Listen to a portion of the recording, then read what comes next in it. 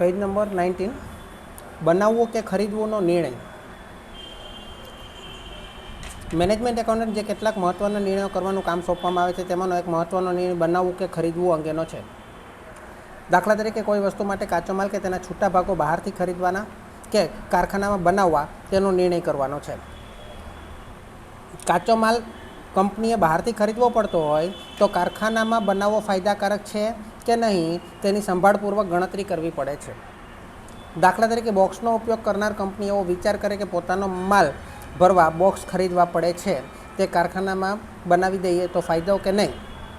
તે સામે બોક્સ બનાવનાર કંપની પણ એવો વિચાર કરી શકે કે બોક્સ માટેના જે પેપર બોર્ડ એટલે કે ખોખા પુઠ્ઠા પોતે તૈયાર કરવા કે બહારથી ખરીદવા. તે જ પ્રમાણે પેપર બોર્ડ બનાવનાર કંપની એવો નિર્ણય કરે કે પેપર બોર્ડ બનાવવાનો માવો પોતે જ જમીન ખરીદી ઝાડ ઉગાડીને બનાવવો ફાયદાકારક છે કે નહીં. આવા બધા પ્રકારના નિર્ણયો લાંબા ગાળાના અને ટૂંકા ગાળાના પરિબળોનો વિચાર કરવો જોઈએ. આવા કોઈપણ નિર્ણયની નફા પર તેમજ રોકેલી મૂડીના વળતર પર શી અસર થાય છે તેનો પણ ગણતરી કરવી જોઈએ અને પછી નિર્ણય કરવો જોઈએ. વળી લાંબા ગાળે તેની શી અસર થશે તેનો પણ વિચાર એટલો જ મહત્ત્વનો છે. જો કે કાચો માલ કે છૂટા ભાગો કારખાનામાં જ બનાવવાનો નિર્ણય કરવામાં આવે તો તે અંગે મૂડીરોકાણ પણ કરવું પડે છે. આ રોકાણ લાંબો સમય રહે છે અને કેટલીક વાર ભવિષ્યમાં તે ઓછું નફાકારક બને છે તો પણ ચાલુ રાખવું પડે છે. એટલે કે જે નિર્ણય લેવામાં આવે તે ચાલુ વર્ષના નફા પર જ તેમજ ભવિષ્યની પરિસ્થિતિ પર શું અસર કરશે તેનો વિચાર કરવો જોઈએ. એટલે અત્યારે જે આપણે દાખલા ગણશું એની અંદર કાચો માલ આપણે અમુક ભાગ કાચો માલ કે કાચા માલનો અમુક ભાગ અથવા તો અમુક વસ્તુ આપણને જરૂરી છે તે ભાગ આપણે પોતે જ બનાવીએ કે બહારથી ખરીદીએ. તમને ખબર છે આજે કોઈ પણ મોબાઈલ બનાવતી કંપની મોબાઈલના બધા જ પાર્ટ પોતે નથી બનાવતી. કેમ નથી બનાવતી? મોબાઈલના બધા જ પાર્ટ પોતે બનાવે કોઈ કંપની?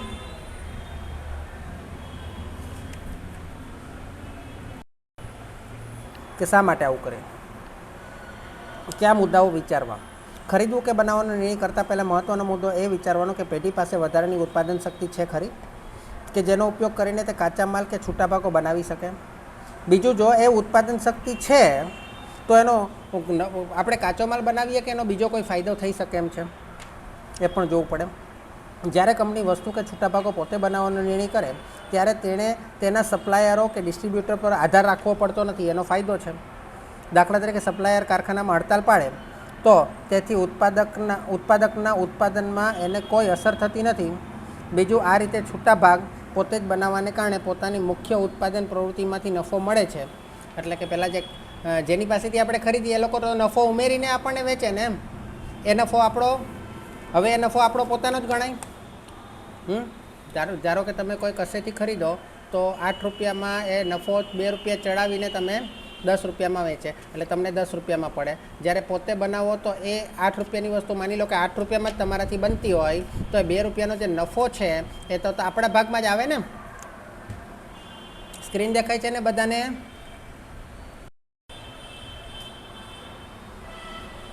પરંતુ છૂટા ભાગો પોતાનું ઉત્પાદન પોતે જ કરવાનો નિર્ણય કરતાં પહેલાં તેના જોખમો પણ વિચાર કરી લેવાની જરૂર છે. તેની ખાતરી કરી લેવી જોઈએ કે તે જરૂરી માલ યોગ્ય ગુણવત્તાવાળો બનાવી શકશે અને છતાં ખર્ચમાં બચત કરી શકશે. આ રીતે ઉત્પાદનનો નિર્ણય કરનાર કંપની પોતાના જ સપ્લાયરો સાથે હરીફાઈમાં ઉતરે. હે ને? હવે આ ભાઈ આ લોકો પાસે કાચો માલ ખરીદતા હતા, હવે એના સપ્લાયર હતા અને એની પાસેથી ખરીદવાની જગ્યાએ પોતે બનાવે તો હવે આની સાથે જ હરીફાઈ થઈ ગઈ એની. હવે ઇન ફ્યુચર ભવિષ્યમાં સમજી લો કે આ લોકો પોતે એ માલ બનાવી શકતા નથી તો હવે સપ્લાયરો પાસેથી માલ જોઈએ છે તો એને મળશે ખરો? એ લોકો યોગ્ય ભાવમાં આપશે ખરો એને? આ રીતે ઉત્પાદનનો નિર્ણય કંપની પોતાના જ સપ્લાયરો સાથે હરીફાઈમાં ઉતરે છે. એટલે કે જો તે પૂરતા જથ્થામાં ઉત્પાદન ન કરી શકે તો અગાઉના તેના સપ્લાયરો હવે માલ પૂરો પાડશે નહીં. ત્રીજું, બનાવવું કે ખરીદવાનો નિર્ણય કરતાં પહેલાં બંનેની પડતરનો વિચાર કરવો જોઈએ.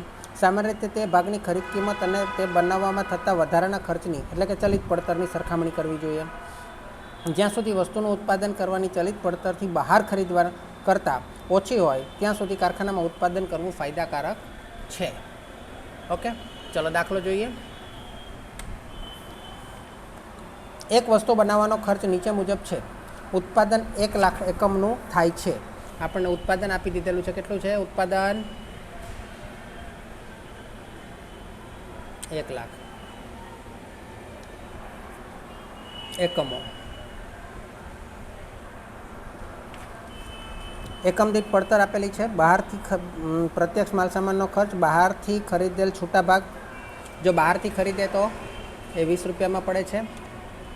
છૂટા ભાગ સ્પીકર, માઇક, એસેસરી એટલે કે બેટરી, ડિસ્પ્લે, હે ને। ચલો, અન્ય માલ સામાન, પોતાનો જે માલ સામાન વધારાનો ઉમેરવાનો તે સર્કિટ છે, બોડી છે। પ્રત્યક્ષ મજૂરી ખર્ચ, એ તો એ બી વેરિયેબલ જ છે, ચલિત છે ને, મજૂરી ખર્ચ પ્રત્યક્ષ છે, 6 રૂપિયા છે। ચલિત પરોક્ષ ખર્ચ, અન્ય ચલિત, હવે પરોક્ષ આપેલા છે પણ ચલિત છે, 4 રૂપિયા છે। તો કેટલા થશે ટોટલ કરો, ચલિત કેટલા થાય અત્યાર સુધીમાં 34। ઓકે, સ્થિર પરોક્ષ ખર્ચ કુલ રૂપિયા 40 લાખ છે, કુલ 40 છે અને પેલા 1 લાખ એકમ વડે ભાગી દીધું એટલે 40 રૂપિયા બતાવે છે એક એકમના, પણ ખરેખર સ્થિર ખર્ચ આ એકમ દીઠ ગણવાના હોય નહીં, એટલે આમ 74 થાય છે। કંપની તેની કુલ શક્તિના 80% શક્તિએ ઉત્પાદન કરે છે। વધારાની 20% શક્તિનો ભવિષ્યમાં તે બીજો કશો ઉપયોગ કરી શકે તેમ નથી। ઉત્પાદન શક્તિનો અર્થ એ થયો કે એના સ્થિર ખર્ચ તો 100% વપરાઈ ગયા છે, વપરાવાના છે। સ્થિર ખર્ચ કેટલા વપરાવાના છે? Hello, 100%, very good. અને ભલે ઉત્પાદન 10% કાર્યક્ષમતાએ કરે કે 20% કાર્યક્ષમતાએ કરે કે 90% કાર્યક્ષમતાએ કરે, મારા ક્લાસની અંદર મેં કોઈ જગ્યા આગળ ભાડેથી રાખી છે તો ભાડું તમારે ચૂકવવું જ પડશે, પછી 1 વિદ્યાર્થી આવે કે 100 વિદ્યાર્થી આવે, બરાબર। તો એ ભાડું જે છે સ્થિર ખર્ચ છે, એટલે ઉત્પાદન શક્તિ 100%, એટલે સ્થિર ખર્ચ પણ 100% જ આવશે। ખાલી ચલિત ખર્ચ જેટલું તમે કાર્યક્ષમતાએ કામ કરો છો એના પ્રમાણે ગણતરી થશે। ભવિષ્યમાં તે બીજો કશો ઉપયોગ કરી શકે તેમ નથી, એટલે તે ઉપરની વસ્તુનો એક છૂટો ભાગ જે બહારથી ખરીદે છે તે બનાવવાનો વિચાર કરે છે, અને આ અંગે તે નીચે મુજબના ખર્ચ અંદાજે છે, બરાબર છે। ચલો, હવે શું કહે છે નીચે? હા, પ્રત્યક્ષ માલ સામાન 4 રૂપિયા, પ્રત્યક્ષ મજૂરી 7 રૂપિયા, ચલિત પરોક્ષ ખર્ચ 3 રૂપિયા, કેટલા થાય છે સરવાળો? 7, 8, 9, 10, 11, 12, 13, 14, એટલે અહીંયા ચલિત ખર્ચ કેટલા થાય છે પોતે બનાવે તો 14 રૂપિયા થાય છે। 14 રૂપિયા માલ એ જે બહારથી ખરીદે છે એની જગ્યાએ 14 રૂપિયા અહીંયા થશે પોતે બનાવે તો, બરાબર। પછી સ્થિર ખર્ચ તો નહીં લેવાના, કારણ કે એ તો પહેલાંની અંદર પણ પહેલાં પાસે બી છે જ। કંપનીએ આ ભાગ કારખાનામાં બનાવવો જોઈએ કે ખરીદવો જોઈએ? ચલો, સિમ્પલ જ ગણતરી છે। આ જે બહારથી ખરેલા છૂટા ભાગ છે આ 14 રૂપિયા ફક્ત એના જ છે, બહારથી ખરીદેલાની જગ્યાએ પેલા પોતે બનાવે તોની વાત છે। આ 14 રૂપિયા શેના છે? પોતે બનાવે તો એ માલસામાન 14 રૂપિયામાં બનશે, જે બહારથી કેટલામાં ખરીદાય છે? બહારથી કેટલામાં ખરીદાય છે? 20 રૂપિયામાં, હે ને? એટલે સિમ્પલ જ છે, બાકીના બધા ખર્ચા તો એ જ આવશે। એમાં શું લખ્યું બીજું? અન્ય માલસામાન, પોતાનો માલસામાન, એ તો 4 રૂપિયા બંનેમાં આવશે।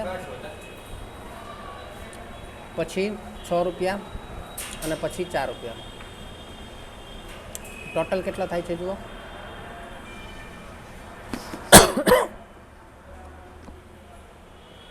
ટોટલ કેટલો થાય છે? 28 રૂપિયા થાય છે, હે ને? હવે આ 1 લાખ એકમો છે તો આની અંદર 1 લાખ એકમના કેટલા થાય? 34 લાખ થાય। જ્યારે આની અંદર 1 લાખ એકમના કેટલા થાય? 28 લાખ થાય, બરાબર। હવે એની અંદર સ્થિર ખર્ચ આપણે પ્લસ કરીએ, માની લો કે સ્થિર ખર્ચ પ્લસ કરીએ, સોરી 1 લાખ એકમના નહીં થશે ને, આપણે કેટલા ટકા ઉત્પાદન શક્તિએ કામ કરે છે? 80%। આ લોકો 1 લાખ જ થાય,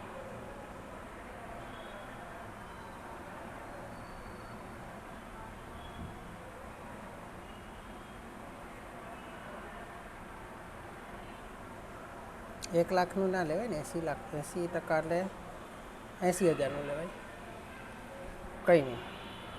આપણને જો પેલું 80,000 વડે ગુણો, કારણ કે 80% ઉત્પાદન શક્તિ એ કામ કરે છે ને, કંઈક 20% તો આમાં વાપરશે ને 14 રૂપિયાનું બનાવવા માટે. પણ પછી 1 લાખ જ, અરે એકમો તો 80,000 જ બનશે. ચલો 80,000 સાથે ગુણો ને 34 ને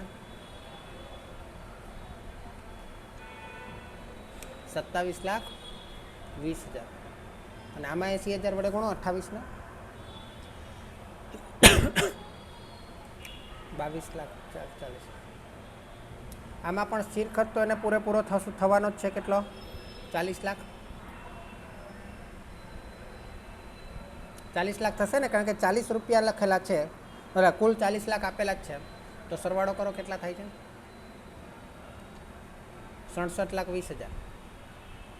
આની અંદર પણ એ 40 લાખ વપરાય છે, પણ એ સ્થિર ખર્ચ આપણને આ નવો માલ સામાન 20% જે ભાગ છે તે નવો માલ સામાન બનાવવા માટે પણ કામ લાગશે સ્થિર ખર્ચ. એટલે કેટલા થશે? 62,40,000. ચલો તો મને કહો જોઈએ કેમાં ફાયદો થયો? જાતે બનાવવામાં, એટલે કારખાનામાં બનાવવામાં કે ખરીદવામાં? કારખાના. કેટલો ફાયદો થયો? 67,20,000માંથી 42,40,000 બાદ કરો જોઈએ. 4,80,000નો ફાયદો થાય છે. બોલો શું કરવું જોઈએ? શું કરવું જોઈએ? કારખાનામાં બનાવવું જોઈએ. બરાબર. ચલો આપણે જે મુદ્દા વાંચતા હતા એમાં હજુ આગળ જોઈએ. ઉપરનું ઉદાહરણ સૂચવે છે કે વધારાની ઉત્પાદન શક્તિનો ઉપયોગ કરવા માટે જો વધુ સારો અન્ય વિકલ્પ ન હોય તો છૂટો ભાગ બનાવવો વધુ યોગ્ય છે, કારણ કે તેમ કરવાથી 6 લાખની બચત આમાં બતાવે છે. આપણી 4,80,000ની બચત બતાવે છે. પરંતુ આ નિર્ણય લેતા પહેલાં વધારાની ઉત્પાદન શક્તિનો તેથી વધુ સારો ઉપયોગ થઈ શકે એમ છે કે નહીં તેનો પણ વિચાર કરવો જોઈએ. કદાચ એમ પણ બને કે બીજું બજાર વિકસાવીને તેમાં જ ચાલુ વસ્તુની વેચાણ કરી શકાય અને વધારાની ઉત્પાદન શક્તિનો ઉપયોગ કરી શકાય. આવા કોઈ વિકલ્પ દ્વારા જો 6 લાખથી વધુ વળતર મળતું હોય તો છૂટા ભાગ બહારથી ખરીદવા ફાયદાકારક છે. અહીંયા કેટલો વધારાનો ફાયદો થાય છે? 4,80,000નો, હે ને? પણ આ 20% ઉત્પાદન શક્તિનો કારખાનામાં પોતે બનાવવામાં ઉપયોગ ના કરે અને એની જગ્યાએ એ 20% ઉત્પાદન શક્તિનો બીજો કોઈ ઉપયોગ કરે, કોઈ નવી વસ્તુ બનાવવાનો ઉપયોગ કરે, હે ને? તો શું થાય? તો એમાં પણ ગણતરી આ રીતે જોઈ લેવાની કે 4,80,000 કરતાં વધારે ફાયદો થતો હોય તો એ કરવાનો, પણ જો 4,80,000થી ઓછો ફાયદો થતો હોય તો કારખાનામાં બનાવવાનો. વળી છૂટા પડેલા ભાગ કારખાનામાં બનાવવાને કારણે કેટલાક પરોક્ષ ખર્ચમાં પણ વધારો થઈ શકે. જોકે આની અંદર આ દાખલામાં પ્રશ્ન નથી, તેનો પણ વિચાર કરવો જોઈએ. દાખલા તરીકે સુપરવાઇઝરની સંખ્યા વધારવી પડે એટલે એનો પગાર વધે, વેચાણ અને વહીવટી ખર્ચ પણ વધે, વધારાના ઉત્પાદનને કારણે વધારાના પ્રમાણમાં હિસાબી નોંધો પણ કરવી પડે, જેને એકાઉન્ટિંગ વિભાગમાં પણ માણસો રાખવા પડે, તેનો પગાર વધે. બરાબર ને? એ બધા ખર્ચા આપણે વિચાર્યા નથી, પ્રશ્નમાં નથી. એટલે મૂડીરોકાણ અને ખરીદવું કે બનાવવાનો નિર્ણય, એની અંદર મૂડીરોકાણ પણ જોઈએ. હવે આપણે તમે કહો કે કારખાનાની અંદર આ 14 રૂપિયાની વસ્તુ બનાવીએ જે આપણને 14 રૂપિયામાં પડે છે, હે ને?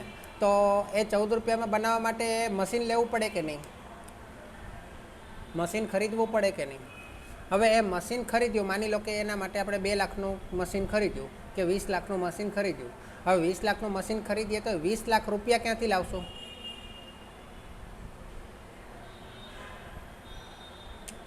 મૂડીરોકાણ કરીને.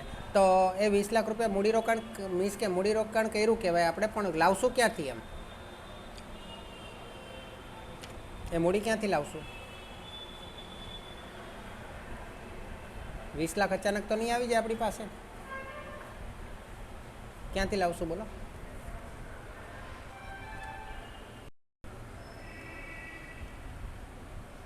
માની લો કે નફો એવું માનીએ, પણ આપણા પાસે રોકડા પડ્યા હોય તો, અને રોકડા પડ્યા હોય તો ભાઈ આપણે રોકડા રહેવા ના દઈએ.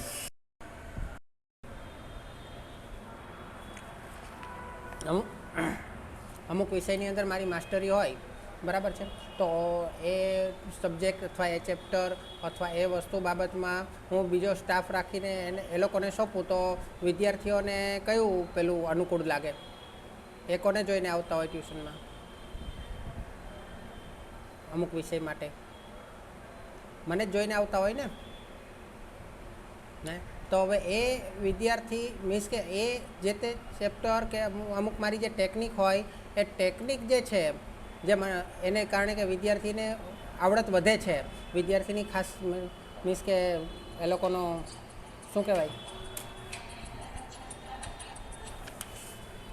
પેલું કાર્યક્ષમતા વધે છે, એ વસ્તુ જે હું એ વિદ્યાર્થીને આપી શકતો હોય તો એ હું બીજા કોઈ જગ્યાએ નહીં મૂકી શકું. મીન્સ કે એના માટે મેં સ્પેશિયલ કાં તો મારે ટ્રેનિંગ આપવી પડે ટીચર્સને, અથવા તો એ ટીચર્સ મેં એમ જ કોઈને નહીં આપી શકું કે ભાઈ આ ક્લાસ તમે સંભાળી લો. બરાબર છે. તો એના માટે કાં તો પોતાની જગ્યાએ જ કારખાનાની અંદર આપણી ગુણવત્તાવાળો માલ બનાવવો પડે અને આપણે કદાચ બીજે કશે બનાવડાવીએ તો પણ એ લોકોને આપણે એ વસ્તુની ટ્રેનિંગ આપવી પડે કે ભાઈ તમે આ માલ આ રીતે જ બનાવજો. બરાબર. આપણા માણસો ત્યાં મોકલવા પડે કે ભાઈ એને ટ્રેનરો આપણા જે હોય તે ત્યાં મોકલવા પડે ને એ રીતે જ આપણે બનાવવાનો ઓર્ડર આપવો પડે. તો એ પ્રમાણે આપણે બહારથી કરી શકીએ. બરાબર. તો એના માટે પણ આખી મહેનત અલગ પડી જાય, એને પાછું અલગથી ગણતરી કરવી પડે. બીજું શું કહે છે? હા, આની અંદર શું ઉદાહરણ આપ્યું? નહીં તો તૈયાર માલની ગુણવત્તા માટે આપણે સપ્લાયરની દયા પર રહેવું પડે છે. દાખલા તરીકે પંખાના ઉત્પાદનમાં બેરિંગ, સ્કૂટરના ઉત્પાદનમાં પિસ્ટન વગેરે છૂટા ભાગ પર ગુણવત્તાનો આધાર છે. સેમ વસ્તુ કીધી છે આપણે હીરો હોન્ડા કે જે મોટી મોટી કંપનીઓ છે એ લોકો પોતાની એન્જિનની અંદર જે પિસ્ટન બનાવે છે તો પિસ્ટન એ એન્જિનનું મુખ્ય પાર્ટ ગણાય. હવે મુખ્ય પાર્ટ જે છે એ તો પોતાની કારખાનામાં જ બનાવવો જોઈએ. એ જ રીતે મોબાઈલની અંદર જે સર્કિટ હોય, મધરબોર્ડ હોય, આઈસી હોય એનો મુખ્ય પાર્ટ ગણાય, એ તો પોતાના કારખાનામાં જ બનાવવો જોઈએ. હા, ડિસ્પ્લે છે કે કેમેરો છે કે જે શું હમણાં માઇક, એ બધી વસ્તુ બહારથી મંગાવે તો ચાલે. એટલે કઈ વસ્તુ તમે બહારથી મંગાવો છો અને કઈ વસ્તુ પોતાના કારખાનામાં બનાવવા માગો છો એ તમારે જોવું પડે. જ્યારે છૂટા ભાગો કે કાચા માલનો પુરવઠો આધારપાત્ર ના હોય ત્યારે આપણું ઉત્પાદન નિયમિત ચાલ્યા કરે તે માટે પણ તેનું ઉત્પાદન કારખાનામાં જ કરવું સલાહભર્યું છે. શું કહે છે? છૂટા માલનો કાચા માલનો પુરવઠો આધારપાત્ર ના હોય કે બજારમાં માર્કેટમાં બનશે અથવા તો એના માટે એનું નિયમિત ચાલ્યા કરશે, માર્કેટમાંથી મને માલ મળ્યા જ કરશે, કાચો માલ છૂટા માલ મળ્યા જ કરશે, એવું કંઈ આધાર ના હોય તો શું કરવું પડે? આપણા કારખાનામાં જ બનાવવું પડે. જ્યારે કંપની છૂટાભાગ બનાવવાની રીત કે તેના ચિત્રો સપ્લાયરને બતાવવા ના માગતી હોય, મેં તમને કીધું ને ફોર્મ્યુલા હોય અમુક સ્પેશિયલ ત્યારે પણ કારખાનાના છૂટાભાગો તેમાં જ બનાવવા પડે. છૂટાભાગો ક્યારે ખરીદવા જોઈએ? પહેલાં ક્યારે બનાવવા જોઈએ અને હવે ક્યારે ખરીદવા જોઈએ? નીચેના કેટલાક સંજોગોમાં કંપનીએ કારખાનામાં ખર્ચ ઓછો આવે છતાં પણ છૂટાભાગો બહારથી જ ખરીદવા જોઈએ. જરૂરી જથ્થો પ્રમાણમાં નાનો હોય તો બહારથી ખરીદી લો.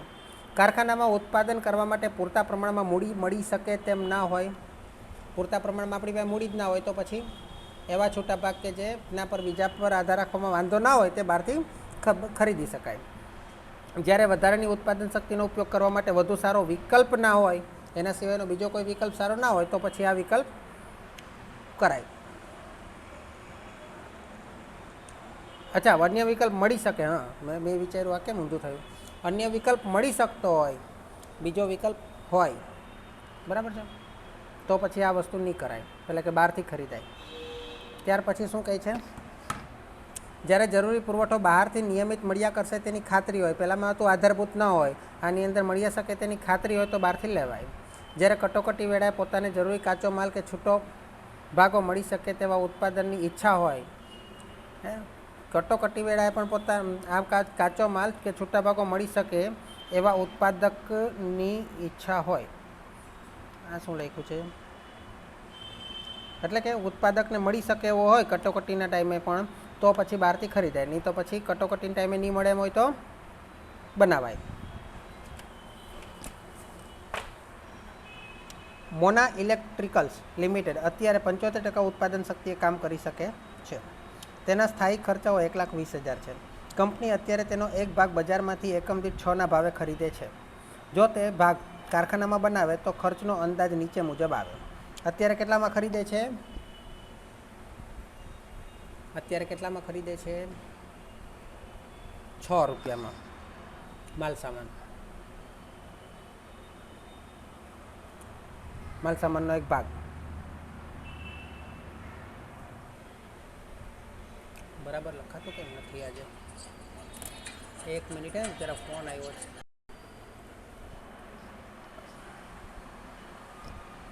અચ્છા, 6 ભાગ.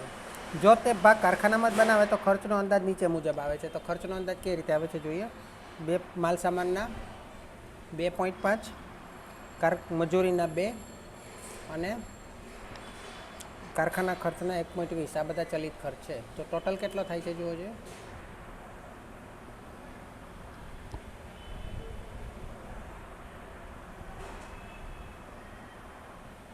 5.70. ઓકે. હવે સ્થિર ખર્ચા જો આપણે ગણ્યા નથી. જો પૂરી ઉત્પાદન શક્તિએ કામ કરે તો તે ભાગના 60,000 એકમો બનાવી શકે એમ છે. પૂરી ઉત્પાદન શક્તિએ કામ કરે તો કેટલા કરી શકે?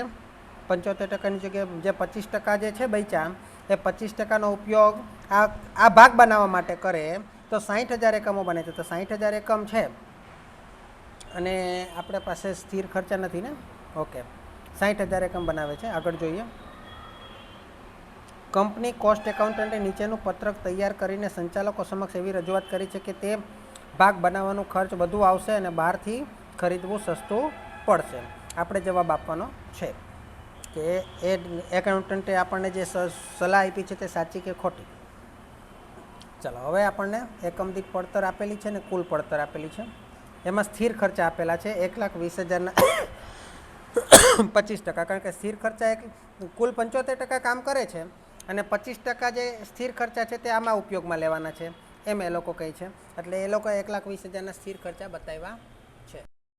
ચલો, આપણે આપણી રીતે ગણતરી કરીએ.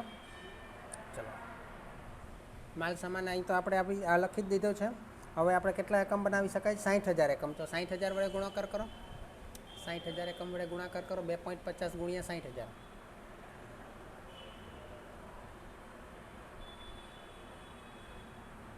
1,50,000. પછી 6 × 12 1,20,000 અને 12 × 72 એટલે 72,000. સરવાળો કરો.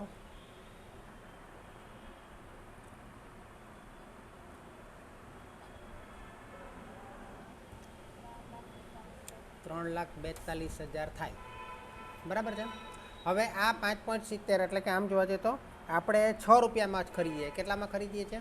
6 રૂપિયામાં. આપણા કારખાનામાં પહેલાં 25% જે સ્થિર ખર્ચા આપણા નકામાં જાય છે, કરેલા સ્થિર ખર્ચા જે આપણા નકામાં જાય છે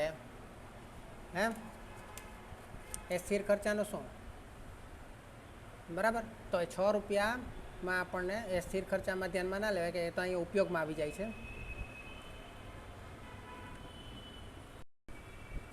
હેલો.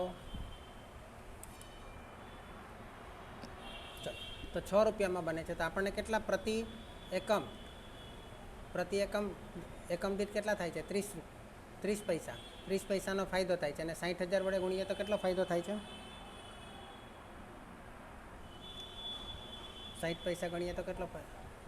18,000. હેલો. ઉપરનું પત્રક સ્પષ્ટ દર્શાવે છે કે અચ્છા, તો બરાબર છે. 18,000નો ફાયદો થાય છે, બચત થાય છે. નીચેની શરતોનું પાલન થયું હોય તો આ ભાગ કારખાનામાં બનાવવો જોઈએ. જો 25%ની વધારાની ઉત્પાદન શક્તિનો બીજો કોઈ વધુ સારો અને નફાકારક ઉપયોગ થઈ શકતો ના હોય અને જો આ વધારાના ઉત્પાદનને કારણે સ્થિર ખર્ચમાં કોઈ વધારો ન થાય તો. બરાબર છે. ચલો, હવે આગળ જોઈએ. આ દાખલો. ધંધામાં કેટલીક વાર પ્રશ્ન ઊભો થાય છે કે જરૂરી મિલકત ખરીદી લેવી કે ભાડા પટ્ટે લેવી. આ પ્રશ્ન વિચારતા 3 બાબતો ધ્યાનમાં લેવામાં આવે છે. ભાડું અને ખરીદેલ મિલકત અંગે થતા ખર્ચાની સરખામણી.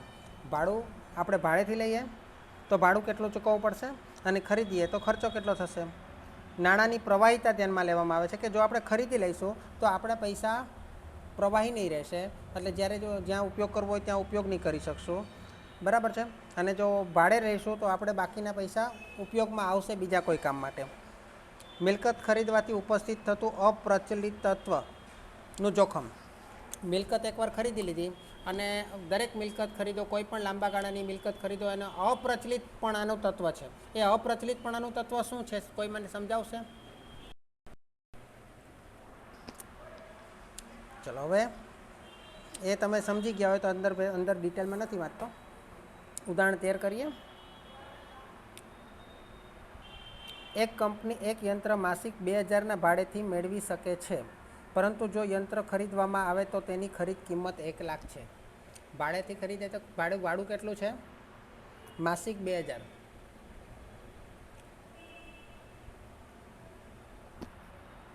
પરંતુ જો યંત્ર ખરીદવામાં આવે તો તેની ખરીદ કિંમત 1 લાખ થાય છે.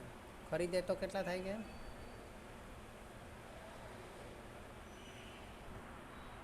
આ યંત્ર ફક્ત 8 વર્ષ કામ આપી શકશે.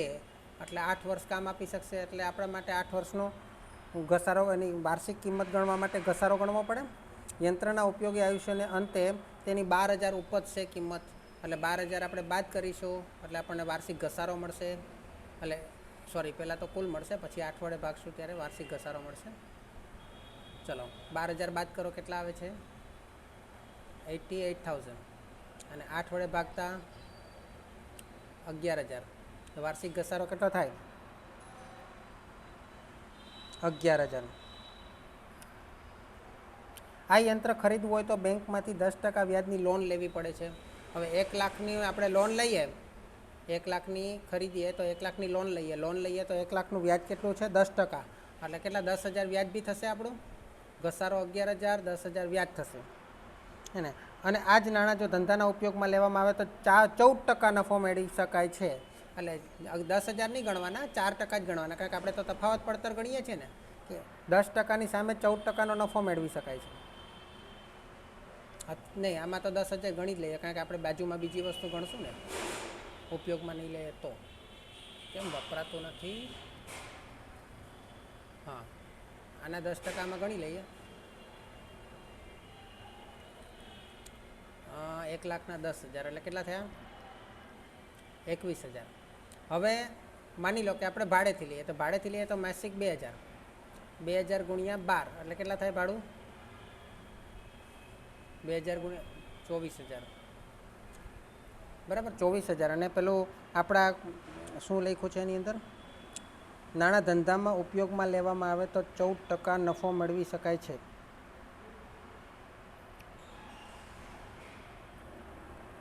,14% એટલે વધારાનો નફો કેટલો થાય? 4,000. 14% એટલે 14,000 થાય ને?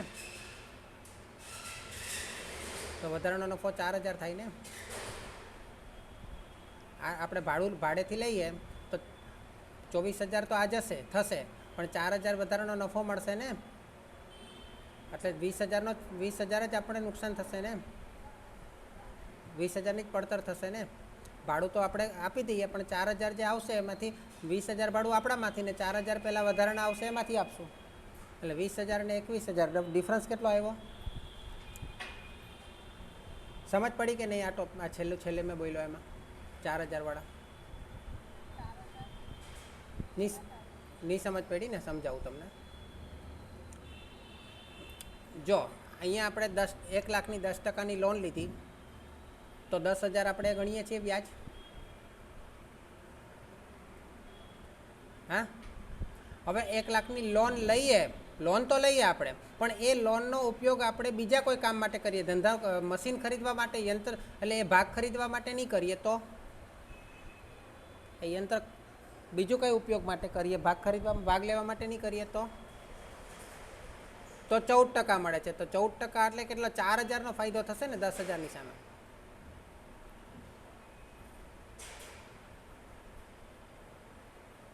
$4,000નો વધારાનો ફાયદો મળે ને? એટલે આની અંદર 14,000 ગણવા જોઈએ એમ કહો છો ને તમે?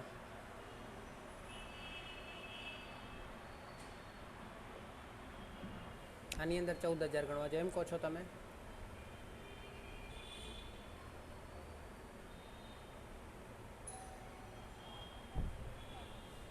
હું એ જ કહું છું. 1 મિનિટ મને જરા વિચારી લેવા દો. એક તો આ મારે પેન ચાલતી નથી બરાબર. હા,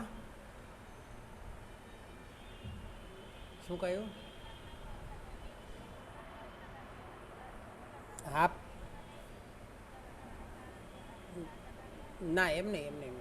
10,000 પહેલાંમાં આપણે એટલા માટે લીધા કે એની અંદર આપણે લોન લઈને એ યંત્ર ખરીદ્યું. 10,000 તો વ્યાજ આપણું જાય છે, અને એની જગ્યાએ એ 1 લાખના 1 લાખ આપણે ધંધામાં રોકીએ, હે ને? ધંધામાં રોકીએ તો 14% નફો થશે, પણ એ 14% નફો એટલે 14,000નો નફો થાય કે નહીં? 14,000નો નફો થાય ને? 14% એટલે 14,000નો નફો થશે ને, વળતર મળશે ને. પણ એ 1 લાખનું 10,000 વ્યાજ તો ચૂકવવું જ પડશે ને આમાં પણ, હે ને? એટલે 14,000માંથી 10,000 જાય તો 14,000માંથી 10,000 જાય તો 4,000, એટલે આપણો નફો કેટલો રહેશે આમાં? 4,000. વ્યાજ તો બંનેમાં આપણે ગણવું જ પડશે. ચલો ફરીથી બતાવું તમને. જો વ્યાજ આની અંદર પણ 10,000 ગણવાનું છે, આની અંદર પણ 10,000 ગણવાનું છે. આની અંદર ગણીએ છીએ તો આપણે એ ખાલી ભાગ આપણે બનાવી શકીએ, એટલે સોરી, એ આપણે ખરીદીએ છીએ યંત્ર, એટલો જ ફાયદો થાય, વધારેનો કોઈ ફાયદો થતો નથી. પણ એ 1 લાખની લોન લઈને આપણે ધંધામાં જ રોકીએ, આપણા ધંધામાં રોકીએ તો 10%ની જગ્યાએ એ 1 લાખનો ઉપયોગ આપણે માલ તરીકે, કાર્યશીલ મૂડી તરીકે, કાચા માલ બીજી વસ્તુ માટે કરીએ તો આપણને 14,000નો ફાયદો થાય છે. એટલે 24 ને 10 34,000ની પડતર થાય છે, હે ને? અને આપણને 14,000નો ફાયદો થાય છે. એટલે કેટલા થયા? 20,000 થયા. આ 34,000, આ 14,000નો લાભ થાય છે. હજુ નહીં સમજ પડી કે પડી? હેલો, બોલો.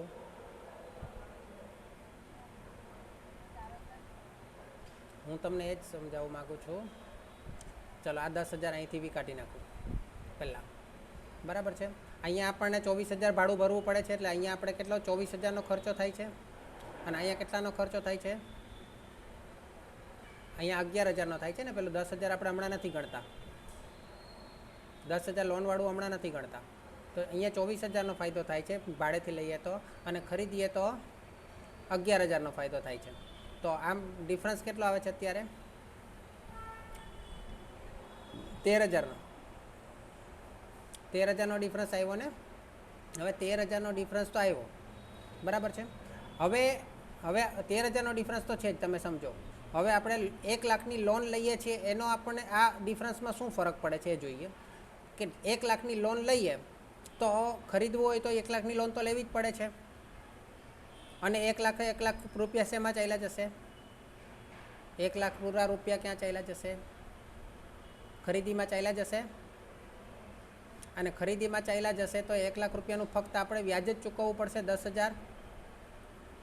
ફક્ત વ્યાજ જ ચૂકવવું પડશે 10,000. એટલે 11,000 ને 10,000 21,000. ઓકે. હવે એ 1 લાખ રૂપિયા આપણે ધંધામાં રોકીએ તો પણ 10,000 વ્યાજ તો ચૂકવવું જ પડશે કે નહીં? 1 લાખ રૂપિયા ધંધામાં રોકીએ તો પણ 1 લાખની લોન તો લીધી જ ને, એટલે 10,000 વ્યાજ તો ચૂકવવું જ પડશે કે નહીં? તમે ખરીદો કે ધંધામાં રોકો, એટલે 10,000 વ્યાજ તો ચૂકવવું જ પડશે. તો 24 ને 10 34,000. પણ ખરીદેલું હતું તે 1 લાખ રૂપિયા ક્યાં વપરાઈ ગયા? યંત્રમાં. પણ ખરીદતા નથી ને ભાડે રાખીએ છીએ તો એક, હા બોલો. ખરીદીએ, હા ભાડેથી લઈએ. આ પહેલો ઓપ્શન ભાડાનું છે. ભાડેથી લઈએ તો 1 લાખ રૂપિયા ક્યાં ગયા? આપણા ધંધામાં જ રોકાણ કર્યું ને એ 1 લાખ રૂપિયાનું આપણા ધંધામાં રોકાણ કરીએ તો 14% વળતર મળે. કેટલું? એ 14% વળતર આપણો લાભ ગણાય ને.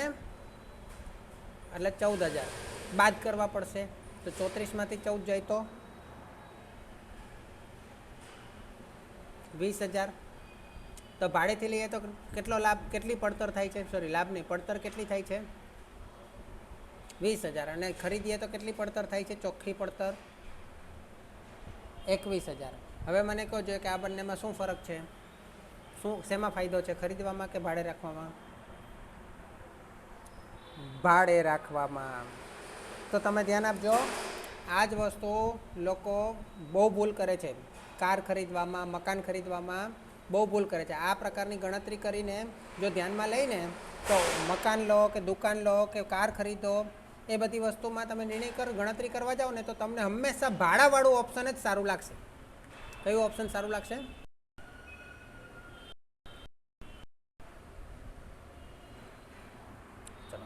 જ્યારે ધંધામાં અનેક વસ્તુઓનું ઉત્પાદન થતું હોય ત્યારે જુદી જુદી વસ્તુનો ફાળો જુદો જુદો હોય છે. આ વસ્તુઓનું મિશ્રણ બદલવામાં આવે તો દરેક વસ્તુનો ફાળો જુદો જુદો હોવાથી તેના પરથી નફા પર તેની અસર થાય છે.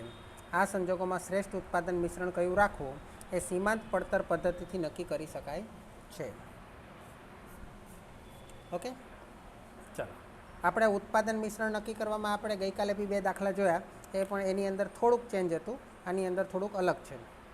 એક કંપનીના ડિરેક્ટરો આગામી વર્ષ માટે બજેટ બનાવવાનો ઈરાદો રાખે છે. તમારે દરેક વસ્તુની સીમાંત પડતર દર્શાવતું પત્રક બોર્ડ ઓફ ડિરેક્ટર સમક્ષ રજૂ કરવાનું છે અને નીચે જણાવેલ મિશ્રણમાંથી કયું મિશ્રણ અપનાવવું તે નક્કી કરવાનું છે. અને પહેલું આ લોકોએ આપેલું છે અ 450 એકમ બનાવવા અને બ 300 એકમ બનાવવા. બીજું ફક્ત અના 900 એકમ બનાવવા. ત્રીજું ફક્ત બના 400 એકમ બનાવવા. અને ચોથું અના 600 એકમ બનાવવા અને બના 100 એકમ બનાવવા. તમે વધારામાં નીચેની માહિતી આપે છે.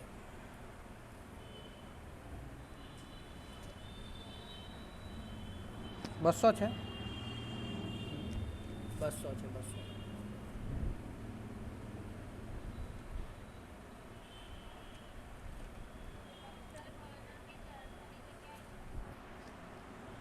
છસો છે. આવું કેમ થાય છે?